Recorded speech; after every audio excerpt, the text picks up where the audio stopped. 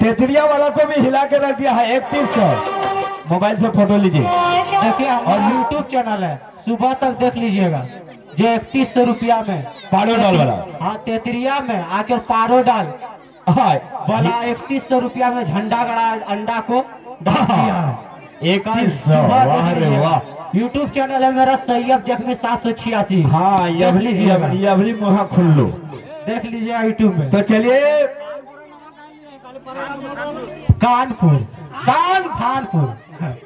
कानपुर वाला हमारे भाई साहब 3100 में। तो बच्चों को तालियां बहुत जोरदार से। आज भरी महफिल में जो कानपुर का रहने वाले खाइए खाइए खाइए भैया खाइए। आप लोग जो मोबाइल से पैसा दीजिएगा, मोबाइल से। तालियां दो जोरदार से, जोरदार से। कानपुर वाला डायरेक्ट एकदम कैश देवो, कैश नगद। मोबाइल में की देवो बोले उटा को देखे न पाते, इता देखते सामने।